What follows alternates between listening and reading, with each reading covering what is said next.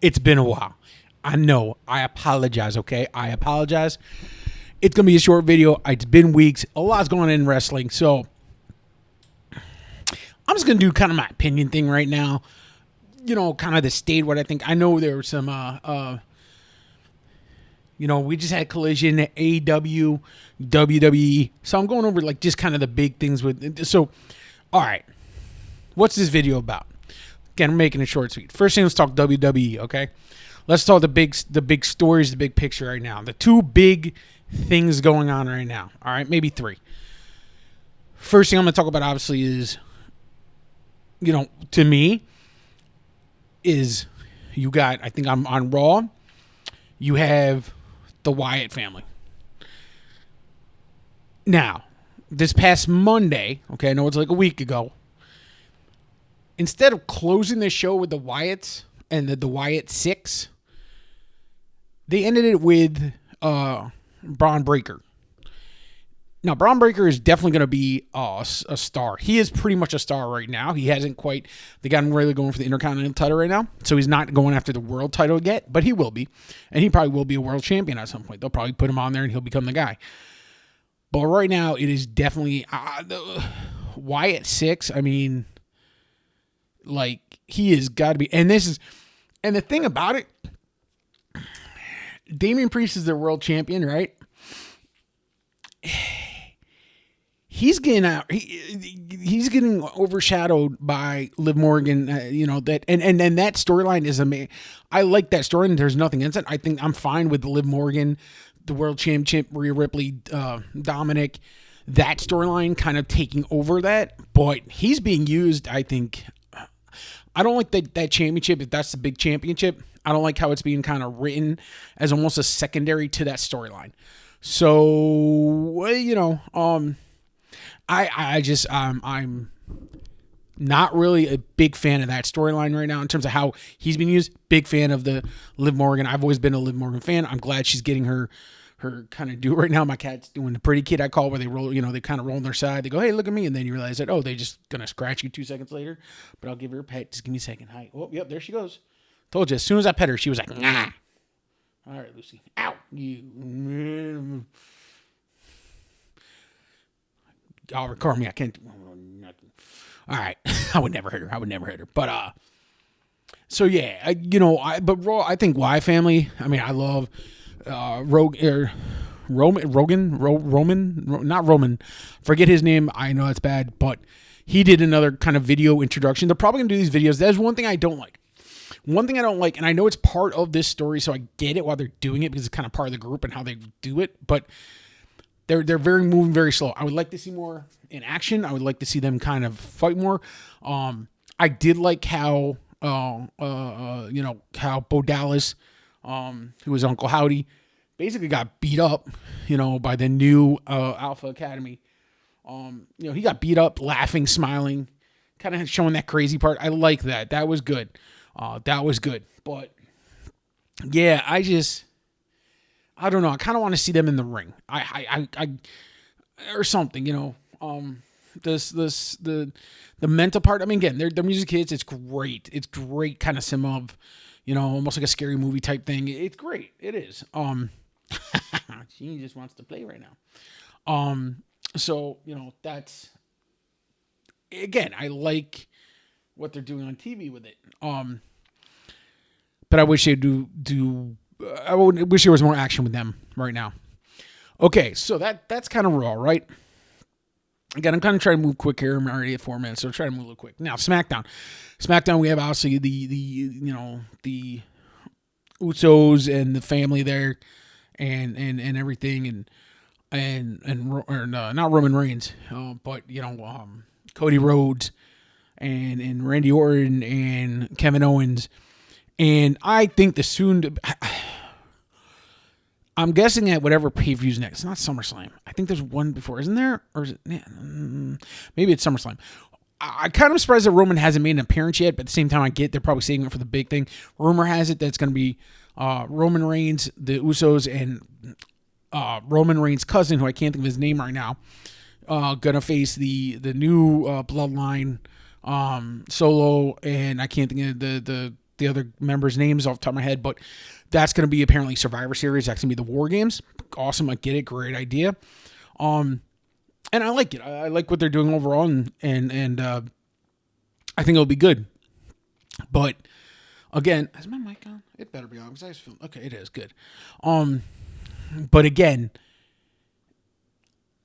we'll see. SmackDown. I mean, I like the storytelling on Raw's just, or WWE's just doing a better job. NXT, I like the NXT TNA mix up right now. We're seeing Joe Hendry, who I undoubtedly is coming to WWE. I can't, I don't know what his contract situation is. He's got to be coming to WWE though. WWE's there's just too, he has what WWE likes, and that is, especially Triple H, he has the crowd. He has something that they can kind of be part of. He's a good wrestler. So I think he's absolutely coming to WWE NXT. Maybe not even NXT. He might get bumped up to one of the names, but probably NXT. I like what they're doing in NXT. I can't think of any big storylines off the top of my head, but that's kind of NXT. NXT has a lot of storylines going on. So that's, WWE now. AEW. So I just watched Collision, right? And AEW, AEW. Now listen, they just had MJF and wow, I'm forgetting his name. Will Ospreay had almost an hour-long match that was amazing wrestling, amazing match, good storytelling in the match. It was good storytelling, and MJF won the title. I don't know if I quite would have done that, but it seems that MJF is definitely, without doubt, their big star. He should have some kind of belt on him. Amazing match. But the story, but that took it was a pay-per-view match, and it kind of reminds me back to when WCW, right, was having pay-per-view style matches because they were trying to get people to come over. TNA has been TNA, excuse me. AEW's it's known AEW's crowds have not been good. If you look at the crowd, watch TV. They never have. They're blocking off the top section in almost all their arenas. They never show the hard camera style. That's where all the guys look. You see, that's a hard camera. They never show it on TV because no one sits there. Pictures have gone on shown there. And I know there's some people say, well, you shouldn't. It's not about that. It's about is the show good? And excuse me. How's the show and everything. And while I do agree with that, and I do understand that, I do think there is something to say about you need to change something up if you're not getting the crowds, because you're not getting the people to watch. And the thing I've always said about AEW, ever since Tony Khan came into the company, while the wrestling has been amazing, and it's great that he's getting these international guys, but there's just no... The story, there's like two, they have matches, but it's just random guys going against, it's like they'll have like one of their main guys in a main storyline going against some random, and either nothing happens to continue the storyline the person's in, or something, it's very small and it doesn't move the plot along, doesn't move the story along. And it's interesting to me is that on this last Collision, which by the way, it really, completely different stage. I don't know if that's the new stage or if that was just because of the arena they're in. I could have sworn they mentioned that this is going to be the arena until they go to the Wembley. But it looked like a house show. It looked like a house show. Actually, on TV, I thought it presented itself better. The camera, I don't know, it just looked like they were using better cameras, which is a stupid thing to notice, but that's what I saw. But it was just like, I watched the matches and it was like, okay. And they moved around. The Sky Blue got hurt. I hope she's okay. She's really good. And she was kind of having her character was being moved along very well. I hope it's not serious. I hope she can come back in a relevant amount of time. And I hope they really keep her push going. But she was one that in their female division was a star and really kind of stood out. And that's a division that they were really they have a lot of good wrestlers. And no, that's my cat, y'all. Lucy, get down. Sorry, my cat is being very stupid right now. Give me a second. Screw it. She can stay there. She might knock something out and hopefully it doesn't unplug anything, but we'll see. So, yeah, it's just... I don't know. We'll see. But again, so it was interesting to me as they had I can't think of his name, and Darby Allin. Darby Allin was on. Darby Allin has been someone that has been with AEW, and he talked about it. It kind of felt like a shoot interview or shoot promo where he basically talked about this was AEW lets him be himself, which I agree. That's what I've always said. I'm glad MJF signed back with AEW. How long it'll be, I don't know. But if he went to WWE, it wouldn't be the same MJF until they are released on Netflix, because then it could probably be a little more outlandish. I think Darby Allin's the same thing. I think Darby Allin, well, maybe not he's definitely his physicality, what he likes to do, what he's willing to do.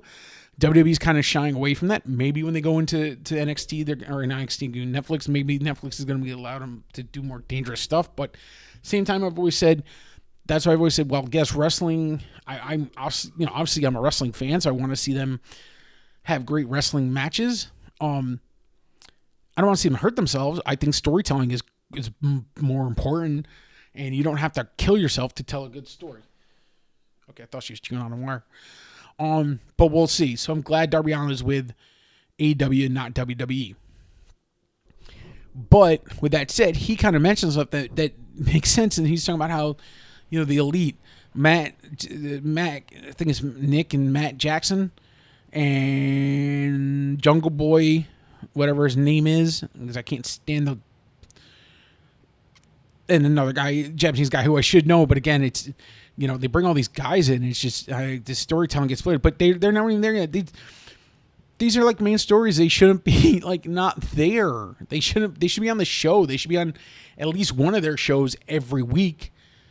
But I think in their case, they should be on, they should be on every show. So I don't know. AEW is very tough to watch right now. And I'm going to get the Wembley Stadium just because it's Wembley and I want to see it, but it's very tough to watch and watch it without fast forwarding. I tape all my wrestling shows. I watch them. I do fast forward through WWE a lot too. Like the matches are kind of whatever, but I find myself pausing more or watching more WWE, whereas AEW I'm kind of fast forwarding, going like, all right. Oh, something's on. Listen, okay. FTR was on. FTR did a speech again, like for the 5th time. Like it seems like at least once a month, FTR's on AEW going, we fight for you. We're going to be champions again for you. We're going to be all this. It's like, how many times are you going to put these guys on TV going, we're going to be the champions? Like, come on. All right, guys. That's my quick thing. Quick. I'm going to try to do the video. I say that a lot. A lot is going on in my life right now. I try to do videos when I can. And, but anyway, so, all right, guys. That's going to be it for me. Everybody have a good night. Be safe. Peace.